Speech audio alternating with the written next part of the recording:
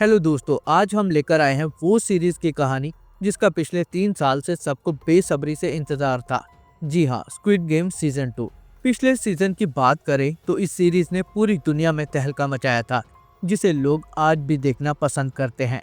लेकिन अगर आप एक लौते ऐसे इंसान हैं जिसने सीजन 1 अभी तक नहीं देखा, या फिर पिछली कहानी से कनेक्ट होना चाहते हो ताकि इस कहानी को देखने का मजा 4 गुना हो जाए, तो भाई पहले आई बटन पे क्लिक करो, सीजन 1 देखो, फिर जल्दी से यहाँ वापस आना। पहले सीजन का एंड कुछ इस तरह से हुआ था। फाइनल गेम जीतने के बाद सांग की हुन को 45.6 बिलियन वॉन्स मिले थे। उसने अपनी बेटी के पास अमेरिका जाने का मन बना लिया था, लेकिन एयरपोर्ट पर जाने के लिए मेट्रो स्टेशन पर पहुंचते ही उसे वो आदमी फिर से किसी के साथ ताकची खेलते हुए दिख जाता है, जो इस खतरनाक गेम के लिए कर्ज में डूबे हुए और पैसों की तंगी से परेशान लोगों को गेम के लिए चुनता है। सांग की हुन उसका पीछा करता है, लेकिन वो उसके हाथ नहीं आता। की हुन थप्पड़ खाने वाले उस आदमी से गेम एंट्री का कार्ड छीन लेता है ताकि कोई और बेचारा मारा न जाए। एयरपोर्ट पर पहुंचकर पता नहीं उसके दिल में क्या आता है, वो फिर से उस कार्ड के नंबर पर कॉल करता है। दूसरी तरफ आवाज गेम लीडर यानी फ्रंटमैन की होती है, जो उसे चुपचाप अपनी बेटी के पास अमेरिका जाने के लिए कहता है। लेकिन कीहुन का दिमाग फिर जाता है और वो प्लेन में चढ़ने की बजाय वापस मुड़ जाता है। यहीं से सीजन 2 की शुरुआत होती है। आगे कहानी देखने से पहले वीडियो को पॉज करके सारे कैरेक्टर्स के नाम और शक्लें देख लेना, ताकि कहानी अच्छे से समझ आ सके। इन सब के नाम थोड़े एक जैसे हैं, इसीलिए कंफ्यूजन हो सकता है। अब चलिए कहानी शुरू करते हैं। कीहुन गेम लीडर को चैलेंज करता है कि वो इस गंदे गेम को बंद करवा के रहेगा। वो एयरपोर्ट से सोल वापस जाता है। रास्ते में एक शॉपिंग स्टोर के वॉशरूम में जाकर वो अपनी बॉडी चेक करता है। शायद उसकी बॉडी में कोई ट्रैकर डिवाइस लगी हो। उसे अपने कान के पीछे कुछ महसूस होता है, जिसे वो काट कर निकालता है तो एक माइक्रो ट्रैकिंग डिवाइस निकलती है। आगे हम देखते हैं हुआंग जुनहू कई महीने कोमा में रहने के बाद होश में आता है। जुनहू एक पुलिस डिटेक्टिव है जो पिछले सीजन में अपने बड़े भाई हुआंग इनहू को ढूंढते हुए खिलाड़ियों में छिपकर आइलैंड तक पहुंचा था। आइलैंड से सारे प्रूफ जमा करके भागते टाइम वो पकड़ा जाता है और गेम लीडर उसे गोली मार देता है, जो असल में उसका बड़ा भाई हुआंग इनहू ही निकलता है। कहानी में 2 साल का टाइम जंप होता है। डिटेक्टिव जुनहू अब ट्रैफिक पुलिस में काम करता है, क्योंकि उसकी बताई कहानी पर कोई विश्वास नहीं करता। लेकिन एक सीनियर ऑफिसर उसे मेजर क्राइम डिपार्टमेंट में वापस लाना चाहता है। जिस मोबाइल में उसने प्रूफ जमा किए थे वो समंदर में ही कहीं खो गया था और जुनहू पुलिस को अधमरी हालत में मिला था। लेकिन उसको गोली मारने वाला कौन था, उसने आज तक किसी को नहीं बताया। आज भी कीहुन उन लोगों के सपने देखकर डर जाता है जिनकी मौत उसकी वजह से हुई थी। पिछले 2 साल से कीहुन ताकची वाले बंदे की तलाश में करोड़ों वॉन्स खर्च कर चुका था। इस काम में वही किम उसकी मदद करता है, जिसका कीहुन कभी कर्जदार था। गेम में जीते पैसे से कीहुन ने अपना सारा लोन चुका दिया था और साथ ही किम को अपने साथ काम पर रख लिया था।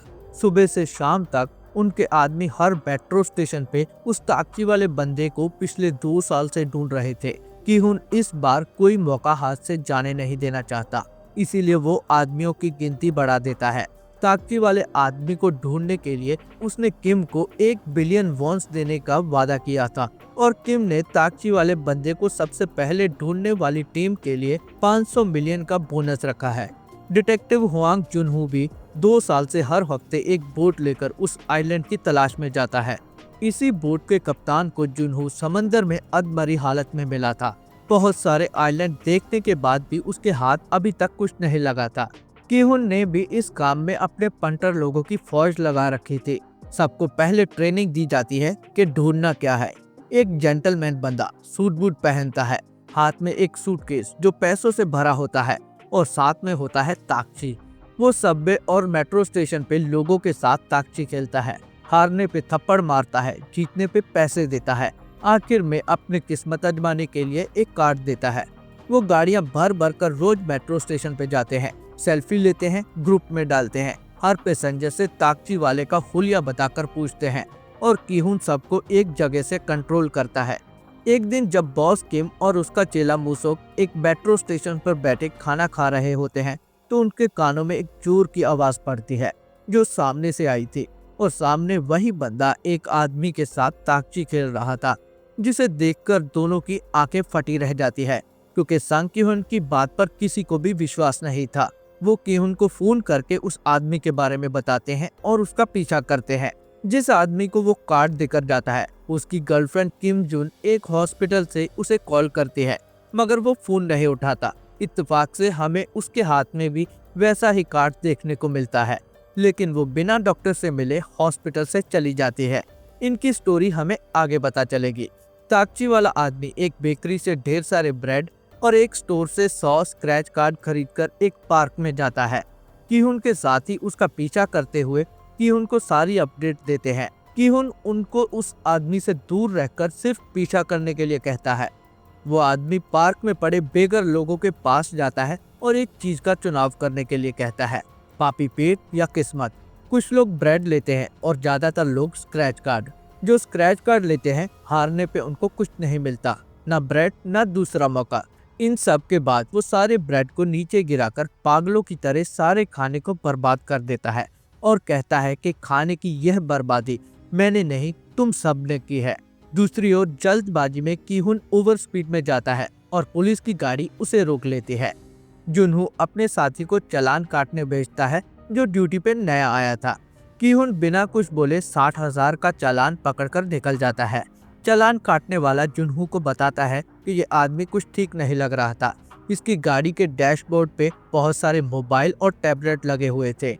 इसी बीच ताकची वाला आदमी पार्क से टैक्सी में बैठकर निकल जाता है। जुनहू गाड़ी के रिकॉर्ड चेक करता है तो सांग की-हुन का नाम देखकर उसे डाउट होता है। मुसोक और बॉस किम दोनों आदमी का पीछा करते हुए एक सुनसान इलाके में पहुंच जाते हैं। की-हुन अभी तक वहां नहीं पहुंचा था और 1 बिलियन वॉन्स हाथ से जाता देखकर दोनों खुद ही उसको दबोचने के लिए हमला कर देते हैं, लेकिन वो दोनों की धुलाई कर देता है। की-हुन उस लोकेशन पर पहुंचकर कॉल करता है, लेकिन कोई फोन नहीं उठाता। उसे वहां खून से सना एक चाकू मिलता है। गाड़ी के रिकॉर्ड्स में की-हुन की तस्वीर देखकर डिटेक्टिव उसे पहचान लेता है। उसकी कार के नंबर से वो पता लगाता है ये किसी सनशाइन कंपनी ने रेंट पे ली हुई है। यहाँ से उसको कंपनी का एड्रेस भी मिल जाता है। ताकची वाला दोनों को बंदी बनाकर उनके साथ रॉक पेपर सीजर खेलता है और हारने वाले के साथ एक और गेम रशियन रूलेट खेलता है। पिस्टल में 1 बुलेट और 5 खाली। 3 गेम खेलने के बाद उसे मजा नहीं आता, इसीलिए वो एक खाना छोड़कर पूरी पिस्टल लोड कर लेता है। मतलब जिंदा रहने का सिर्फ एक चांस। मुसोक को बचाने के लिए बॉस किम आखिरी गेम जानबूझकर हार जाता है और मारा जाता है। डिटेक्टिव जुनहू कंपनी के एड्रेस पे जाता है और चोरी से अंदर दाखिल होता है, जहां उसे गेम एंट्री के कार्ड के साथ वो पुतला मिलता है जिसे वो आदमी का हुलिया समझाने के लिए इस्तेमाल करते हैं। तभी ऑफिस में कोई आदमी गन्स लेने आता है, जिसे देखकर डिटेक्टिव छिप जाता है। उसके जाने के बाद जुनहू वहां की तलाशी शुरू करता है। उसे की-हुन के नाम पे रजिस्टर्ड बिजनेस और पिंक मोटेल के डॉक्यूमेंट मिलते हैं। की-हुन अपने मोटेल रूम में पहुंचता है, जहां ताकची वाला बंदा पहले ही उसके इंतजार में खड़ा था। वो की-हुन को उसे ढूंढने की वजह पूछता है, जिसपे की-हुन का जवाब था, तुम्हें शुक्रिया कहना था जो तुमने मुझे गेम में जाने का मौका दिया था। की-हुन उसको अपने लीडर से एक बार मिलवाने के लिए कहता है, लेकिन वो की-हुन को अपनी कहानी बताता है कि एक टाइम था जब वो खेल ग्राउंड में लाशों को हटाने का काम करता था। एक दिन उसको हारने वाले एक इंसान को गोली मारने के लिए कहा गया, जो असल में उसके पिता थे। की-हुन उसको एक पालतू कुत्ता कहता है। वो आदमी की-हुन से कहता है, तुम सिर्फ गलती से वो गेम जीते हो, मेरे साथ एक गेम खेलो, रशियन रूलेट, फिर देखते हैं तुम्हारी किस्मत कहाँ तक साथ देती है। लेकिन रूल्स थोड़ा चेंज होंगे। 1 बुलेट और बिना सिलेंडर दोबारा घुमाए बारी बारी हम अपने सर पे ट्रिगर दबाएंगे, आखिर में गोली चलेगी और खेल खत्म। अगर तुम जिंदा बचे तो मेरे बॉस का एड्रेस मेरी जेब में है, जो मेरे मरने के बाद ही तुम्हें मिलेगा। की-हुन गेम की शुरुआत करता है। दोनों की किस्मत साथ देती है और 2 चांस खाली निकल जाते हैं। तीसरे चांस में की-हुन बच जाता है और चौथे में वो आदमी। अब 2 में से सिर्फ एक मौका था जिंदा बचने का। वो आदमी की-हुन को उकसाता है कि अब तुम गेम्स के रूल्स तोड़कर मुझे मारने की सोच रहे हो, लेकिन याद रखना तुम सिर्फ दूसरों की तरह दुनिया का फेंका हुआ कचरा हो। अगर किस्मत साथ ना होती तो तुम भी मारे गए होते। मगर की-हुन खुद पर ही ट्रिगर दबाता है। उसकी किस्मत साथ देती है, वो फिर से बच जाता है और अब ताकची जेंटलमैन का मरना तय था। अब की-हुन उसे उकसाता है कि तुम सोच रहे हो रूल्स गए भाड़ में, मैं ट्रिगर दबाकर इसका किस्सा खत्म कर देता हूँ। लेकिन तुम्हें एक बात तो माननी पड़ेगी कि तुम उनके सिर्फ पालतू कुत्ते हो। जेंटलमैन अपनी बेइज्जती करवाकर खुद को गोली मार लेता है। दूसरे एपिसोड में गोली की आवाज सुनते ही डिटेक्टिव जुनहो भागकर पिंक मोटल के अंदर जाता है, जहां एक कमरे का लॉक तोड़कर अंदर जाने पर उसको चे मुसोक बुरी हालत में मिलता है, जो डिटेक्टिव के पूछने पर सांग की-हुन का रूम नंबर बता देता है। की-हुन उस बंदे के पॉकेट चेक करता है, जिसमें उसको एक कार्ड मिलता है। इतने में डिटेक्टिव आकर की-हुन को अरेस्ट करने लगता है और तभी पीछे से मुसोक आकर डिटेक्टिव के सर में एक सिलेंडर मारकर बेहोश कर देता है। मुसोक अपने बारे में की-हुन को बताता है और साथ ही किम की मौत के बारे में भी बताता है। की-हुन को जो कार्ड मिला था उस पर एक क्लब का एड्रेस था। आगे हमें एक औरत को दिखाया जाता है जो पार्किंग में गाड़ी लगाकर सो रही थी। डिटेक्टिव होश में आता है। उसकी आईडी से सांग की-हुन उसे पहचान लेता है। वो उसे गेम वालों का साथी समझता है, मगर वो की-हुन को बताता है कि हम पहले 2 बार मिल चुके हैं, एक बार उसके घर के बाहर और उससे पहले उस आइलैंड पे, जब एक मास्क वाले ने आकर उसको हुआंग इनहू के बारे में पूछा था। वो मास्क वाला मैं ही था और हुआंग इनहू मेरा बड़ा भाई है। की-हुन डिटेक्टिव को बताता है कि मैंने इस आदमी को नहीं मारा, वो अपने खेल का शिकार खुद हुआ है। यही आदमी गेम के लिए खिलाड़ी चुनता था और मैं इस गेम को रोकना चाहता हूँ। इसीलिए मुझे उस आदमी की तलाश है जो ओइल नाम के लिए इस खेल को सालों से चला रहा है, जिसे मास्क वाले लोग लीडर कह के बुलाते हैं। ओइल नाम पिछले सीजन में प्लेयर नंबर 1 और इस गेम का मास्टरमाइंड था, जो सीरीज के लास्ट एपिसोड में एक हॉस्पिटल में अपनी बीमारी से मारा जाता है। डिटेक्टिव अपने भाई की सच्चाई छिपाकर रखता है और की-हुन की मदद करने की बात करता है, जिसपे की-हुन दोनों को अपने जीते हुए पैसों का ढेर दिखाकर कहता है, ये उन जिंदगियों की कीमत है जो गेम के नाम पे ली गई और मैं यही पैसा उनको बर्बाद करने में लगाऊंगा। की-हुन ने जंग की पूरी तैयारी कर रखी थी। अपने साथ मिलाने के लिए वो डिटेक्टिव को पहले पुलिस की नौकरी छोड़ने के लिए कहता है और जब भी टाइम मिले वहां आकर हथियारों की प्रैक्टिस करने के लिए कहता है। आगे हम एक कार्निवल देखते हैं जहां वो बेगर औरत एक बनी की जॉब करती है। एक बच्ची उसके पास आकर एक ड्राइंग देती है। उस बच्ची का पिता एक आर्टिस्ट है और बच्ची को कैंसर है, जिसके इलाज के लिए उसके पास पैसे नहीं है। की-हुन संगू की माँ और सिब्यूक के भाई को चोरी छिपे देखता है। वो एक एजेंट के पास जाकर सिब्यूक की माँ के बारे में पता करता है, जो अभी तक नॉर्थ कोरिया में फंसी हुई थी। की-हुन उसे साउथ कोरिया लाकर माँ बेटे को मिलाना चाहता है। वो एजेंट को सिब्यूक के भाई का एड्रेस देता है कि अगर कभी मुझसे कांटेक्ट ना हो तो इस पते पर बात कर लेना। वो बेगर औरत भी उसी एजेंट के पास आती है, जो अपनी 1 साल की बेटी को ढूंढने की कोशिश में लगी है। इस औरत का नाम है काम दुबे, जो नॉर्थ कोरिया में अपने एक सीनियर ऑफिसर को गोली मारकर साउथ कोरिया भाग आई थी। उसी रात काम दुबे को गेम एंट्री का कार्ड मिलता है और अगले ही दिन वो अपनी नौकरी छोड़ देती है। तभी उस कैंसर वाली बच्ची को हॉस्पिटल ले जाया जाता है और वो उसके पीछे हॉस्पिटल जाती है, जहां उसका पिता अपनी बेटी को बचाने के लिए डॉक्टर से भीख मांग रहा था। की-हुन गेम लीडर को पकड़ने की तैयारी करता है और अपने दांत में एक जीपीएस डिवाइस लगवाता है।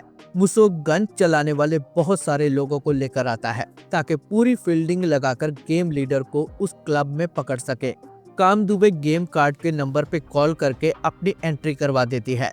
उसे पिकअप डेट 31 अक्टूबर की दी जाती है, यानी हैलोवीन का दिन। उसी दिन गेम लीडर की-हुन से मिलने वाला था। मतलब यहाँ कोई बड़ा गेम प्लान है जिसका की-हुन और उसके दोस्तों को भी अंदाजा नहीं था। मुसोक और की-हुन क्लब के अंदर जाते हैं, जहाँ हर कोई मास्क में था। जुनहो बाहर गाड़ी में था। वो मास्क वाले 2 लोगों को क्लब के अंदर जाते हुए देखता है और सबको अलर्ट करता है, लेकिन मास्क वाला एक आदमी की-हुन को अपने साथ ले जाता है और दूसरा चे मुसोक को टेजर से बेहोश कर देता है। मास्क वाला आदमी की-हुन को क्लब के बाहर एक लिमोजिन में बिठा देता है।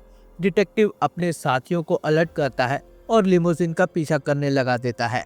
गेम लीडर की-हुन के साथ एक स्पीकर से बात करता है कि तुम्हें उस प्लेन में चढ़ जाना चाहिए था। मुझसे मुलाकात करने की तुम्हारी इच्छा पूरी हुई, अब तुम मुझसे क्या चाहते हो? की-हुन उसे गेम बंद करने के लिए कहता है। गेम लीडर कहता है कि जब तक दुनिया नहीं बदलती ये गेम चलती रहेगी। इसमें सिर्फ वो लोग आते हैं जो दुनिया का फेंका हुआ कचरा है। डिटेक्टिव की सारी टीम्स लिमोजिन का पीछा करती है, लेकिन वो गाड़ी एक ही रोड पे चक्कर लगा रही थी। मतलब उनके प्लान का पता गेम लीडर को चल चुका था। लिमोजिन का पीछा करने वाली सारी गाड़ियों के टायर एक एक करके मास्क वाले लोग गोलियों से उड़ा देते हैं जो एरिया की बिल्डिंग में छुपे हुए थे। किहुन गन से ड्राइवर की तरफ गोलियां चलाता है जहां बुलेट प्रूफ ग्लास लगा हुआ था। गेम लीडर उसका मजाक उड़ाता है, क्या तुम इस छोटे से खिलौने से मुझे किडनैप करने आए हो? किहुन समझ जाता है कि वो अब कुछ नहीं कर पाएगा, इसीलिए वो गेम लीडर को उसे फिर से गेम में ले जाने के लिए कहता है। वो कहता है कि मैं साबित कर दूंगा, ये दुनिया हमेशा तुम जैसों के इशारे पे नहीं चलती। गेम लीडर कहता है कि अगर हीरो बनने के चक्कर में तुम फिर से मुसीबत मोल लेना चाहते हो तो तुम्हारी मर्जी, गेम में तुम्हारा स्वागत है। प्लेयर 456। उसे बेहोश करने के लिए गाड़ी में गैस छोड़ दी जाती है। आगे हम कुछ लोगों को कंटेनर्स में जाते हुए देखते हैं, जहां कांग दुबे भी एक कंटेनर में जाती है। वो कोई खिलाड़ी नहीं बल्कि एक मास्क वाली बनकर जाती है। मतलब गेम में काम करने वाले गार्ड्स ऐसे ही चुने जाते हैं। इसी के साथ सेकंड एपिसोड का एंड होता है।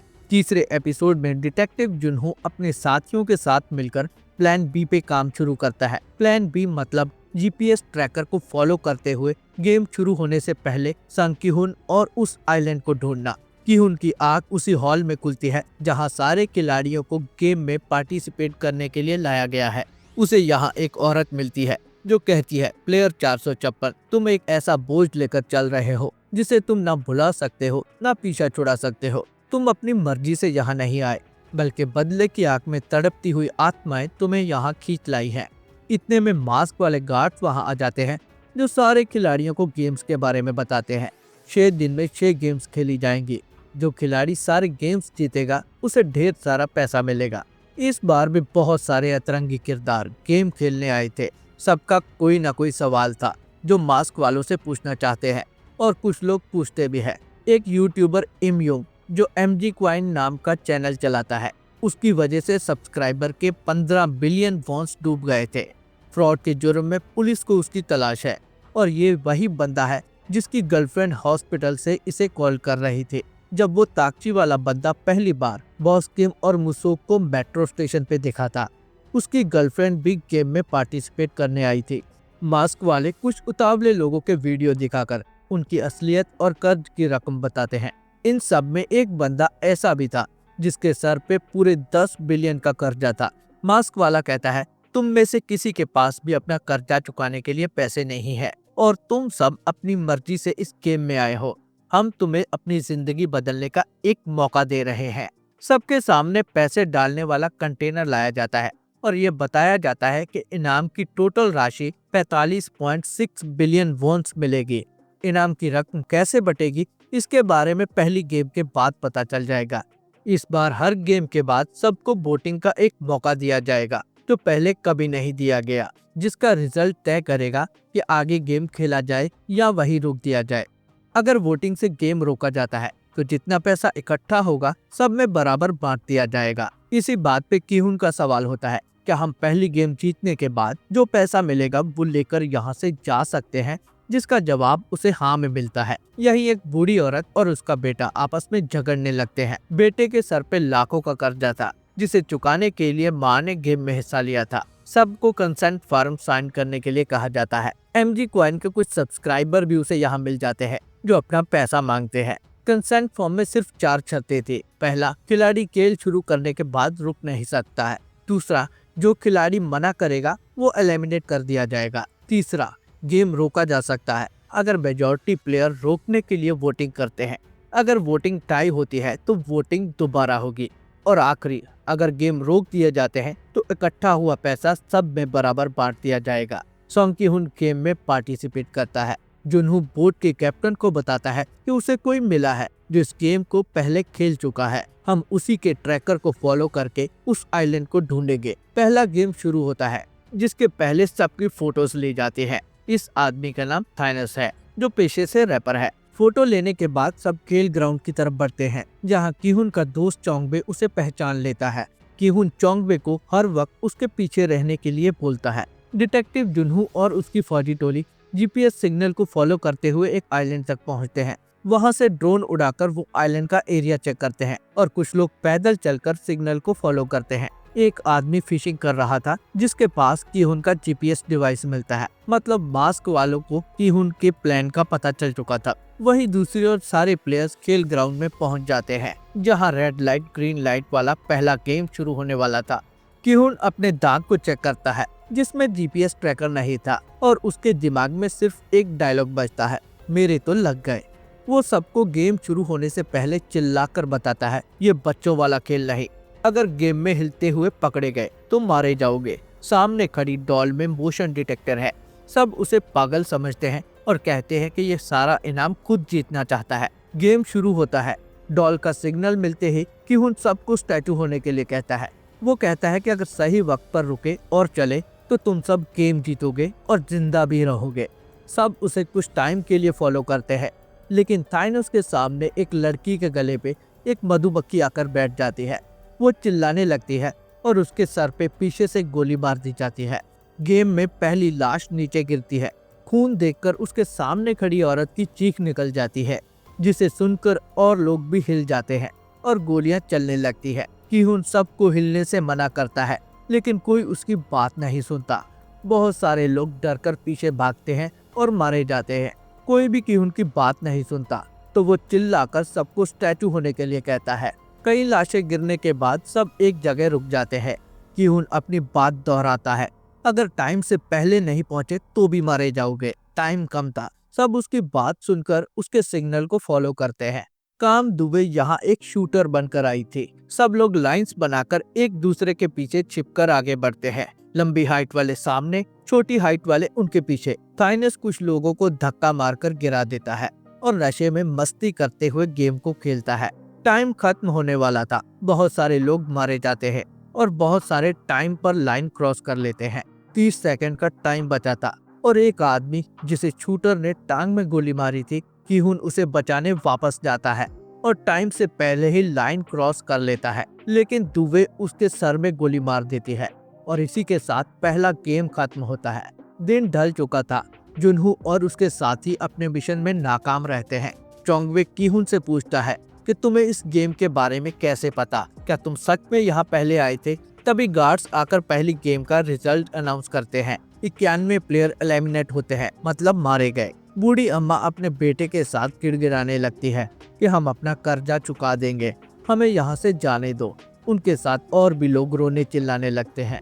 कीहुन गेम का तीसरा रूल दोहराता है, अगर मेजॉरिटी प्लेयर चाहे तो गेम खत्म हो सकता है, जिस पे मास्क वाला कहता है कि आपको वोटिंग का मौका मिलेगा। गार्ड्स वोटिंग से पहले इनाम की रकम सबके सामने दिखाते हैं, जो टोटल 9.1 बिलियन वॉन्स थी, जिसे देखकर सबकी आंखें फटी रह जाती हैं। अगर वोटिंग में गेम खत्म होता है तो ये पैसा सब में बराबर बांट दिया जाएगा।